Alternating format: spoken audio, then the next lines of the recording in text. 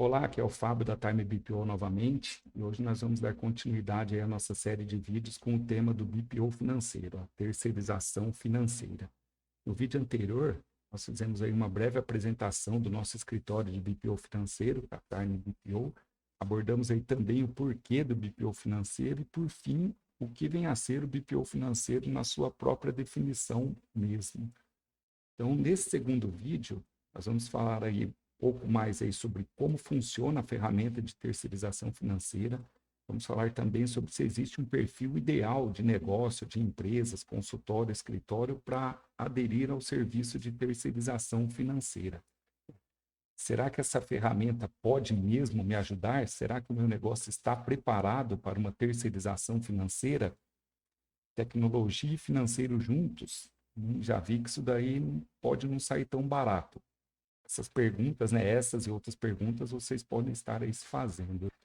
Mas calma, ao final dessa série de vídeos, vocês verão que o BPO, a terceirização financeira, né, para a gente utilizar um termo aí mais genérico, mais abrangente, pode de fato ser aquela ferramenta estratégica que falta aí na sua empresa, no seu consultório, no seu escritório. Uma ferramenta aí de apoio que pode elevar o nível de profissionalismo do seu negócio, colocando em outro patamar. Então, vamos lá, dando continuidade aqui, como que funciona um serviço de terceirização financeira, né? Até aqui, a gente já viu o que é o BPO financeiro e o porquê de contratar os serviços de um escritório de terceirização financeira. Dentre várias outras vantagens, de início, sem dúvida, a possibilidade de ver todos os dados do seu negócio, consultório ou escritório organizado e controlado, com uma visão clara do fluxo de caixa, talvez seja a principal razão. Mas até aí tudo bem. Quero saber como funciona essa ferramenta. Então vamos lá. O serviço de terceirização financeira inclui basicamente 5 etapas.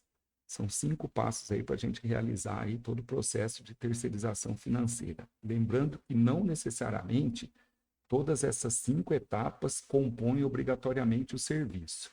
Então, assim, o faturamento, por exemplo, ele pode e deve, em alguns casos, continuar na gestão da própria empresa, principalmente quando estamos falando aí de empresas que têm como característica o faturamento no exato momento da venda, que é o caso, por exemplo, de alguns comércios, tá? Mas vamos lá, né? Vamos analisar um pouco aí mais detalhado cada uma dessas etapas, cada um desses passos aí para a gente tentar entender de fato como que funciona aí uma terceirização do financeiro.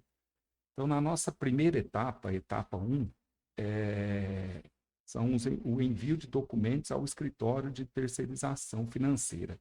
Então, essa etapa ela consiste basicamente no envio dos documentos do cliente para o escritório. E quais seriam esses documentos? Informações do contas a pagar, do contas a receber, contratos fechados e alguns outros, né? Então, aqui a ferramenta utilizada é alguma tecnologia de armazenamento em nuvem. Normalmente a gente usa ou Google Drive ou Dropbox, por exemplo, mas alguma tecnologia de armazenamento em nuvem. Normalmente é desse jeito que é feito todo esse processo de fluxo de documentos, tá? Então, assim, a segunda etapa, partindo para a segunda etapa, a gente já chega aí no processamento dessas informações e nas conciliações. De posse dos documentos, recebidos os documentos, então agora vai ser com o escritório de terceirização financeira. Então, no caso, nós aqui da Time BPO, né, a nossa equipe que vai cuidar de organizar essas informações, fazendo todos os lançamentos, processamentos, categorização de acordo com o plano de contas e, na sequência, as conciliações necessárias aí dentro do software de gestão financeira.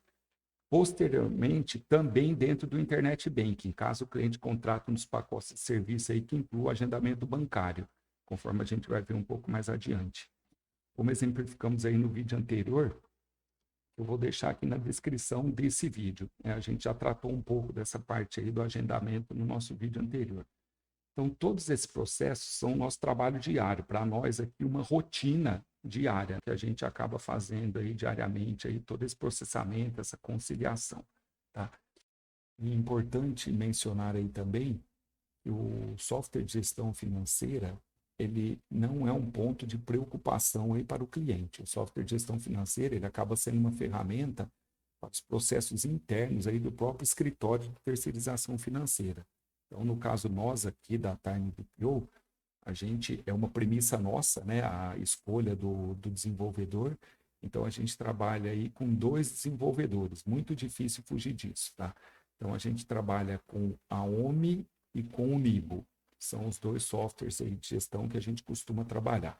Basicamente, esses 2 softwares aí, eles conseguem atender todos os tipos aí, os modelos de negócio, só em casos, assim, muito específicos que a gente poderia estar partindo para uma terceira opção. Mas, normalmente, isso acontece só naqueles casos em que o próprio cliente já trabalha com um software específico. Então, por exemplo, se ele trabalhar com outro modelo, se ele tiver algum desenvolvedor que não seja nem Nibo, nem OMI, a gente pode, no caso aí, dependendo aí do acerto, adotar para o trabalho dele o próprio software de gestão financeira que ele já está familiarizado, que ele já vem utilizando.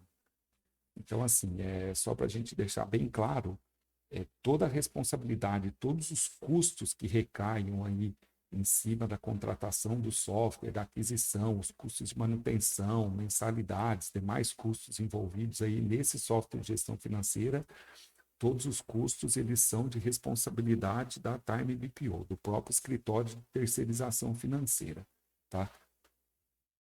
Agora, na etapa 3, a gente já entra aí no agendamento bancário. Depois de feitos os lançamentos no sistema de gestão financeira, a gente vai seguir com o processo de agendamento bancário. E, de novo aqui, importante relembrar que nós da Time BPO não autorizamos pagamentos. A gente apenas envia a agenda de pagamentos para o cliente daquela semana, a gente envia com os dias de antecedência. Então, a gente envia a agenda de pagamento para que o próprio cliente faça as autorizações diretamente lá no seu Internet Banking. Então, a gente só vai fazer o agendamento, quem vai fazer a autorização, validar cada pagamento vai ser o próprio cliente. E nesse caso aqui, de novo, né, a gente tem as tecnologias como DDA, que são muito bem-vindas nessa fase, porque ajudam a mitigar bastante a possibilidade de fraude nos boletos. Tá? Então, aqui no nosso passo 4, a gente já está falando sobre o faturamento. Então, a gente realiza o faturamento com a emissão de notas fiscais e serviços, juntamente com os boletos que serão enviados aí na sequência para o cliente do nosso cliente. Então, nesse momento, também é feito o lançamento no Contas a Receber do sistema de gestão financeira, onde a gente vai fazer todo o controle do Contas a Receber. É importante, de novo, observar aqui que empresas que demandam emissão de notas fiscais no momento da transação, como, por exemplo, aí, normalmente, comércio varejista ou um próprio e-commerce, a responsabilidade pelo faturamento deve ficar com a própria empresa cliente e não com o escritório de BPO.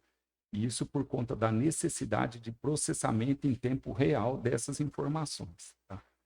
Aí, por fim, a gente chega aqui nos relatórios financeiros. Ao final do exercício serão preparados aí todos os relatórios financeiros para que o cliente acompanhe os seus indicadores de performance do negócio. Com periodicidade semanal, estão os relatórios aí com as movimentações do contas a receber e do contas a pagar. Os relatórios gerenciais são enviados com periodicidade mensal. Dentre os principais relatórios apresentados ao cliente, a gente pode destacar o demonstrativo de fluxo de caixa e o DRE gerencial, que é o demonstrativo de resultados do exercício gerencial. Tá?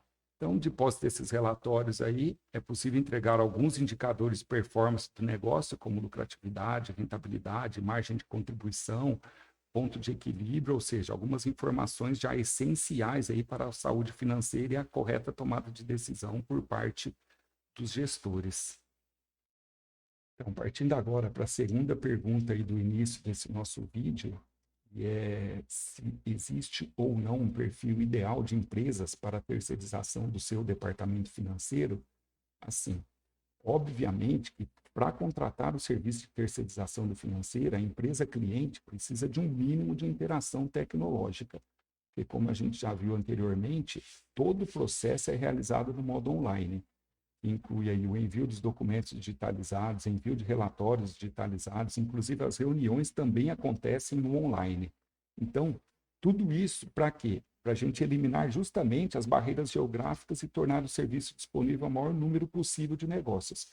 O serviço pode ser realizado ali no presencial? Pode, desde que o cliente esteja próximo do escritório de terceirização financeira, ele consegue fazer esse trânsito de documentos, de informações, sem ser no online. Mas, normalmente, não é assim. O serviço de BPO financeiro Ele parte da premissa que vai ser realizado tudo no modo online, independente da localização entre cliente e escritório de terceirização, escritório de BPO, né? E quando a gente fala assim, nesse mínimo de interação tecnológica, é bem isso mesmo, é o mínimo.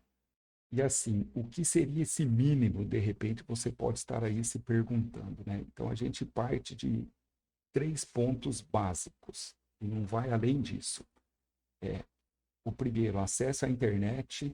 O segundo, acesso a aplicativos básicos de comunicação. E o terceiro, acesso a aplicativos de compartilhamento de dados. Se a empresa possuir algum controle, mesmo que em planilhas eletrônicas, como o Excel, por exemplo, melhor ainda, o trabalho vai ter uma fluidez mais fácil. Agora, voltando aí a esses 3 pontos, por aplicativos básicos aí de comunicação, a gente pode entender, primeiro, o WhatsApp, segundo, o e-mail. A gente pode incluir aí também o bom e velho telefone. Hoje é quase impossível encontrar algum empreendedor, algum gestor que não tenha domínio sobre essas ferramentas do dia a dia aí, né? Hoje faz parte do dia a dia de qualquer um.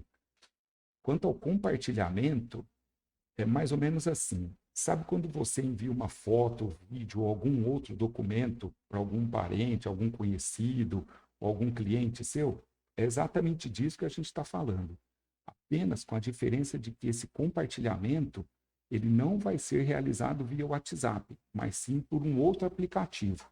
Na verdade, a diferença é quase que apenas na escolha do ícone que o cliente vai selecionar. Ao invés de clicar no ícone do WhatsApp para fazer esse compartilhamento, ele vai clicar, por exemplo, no ícone do Google Drive.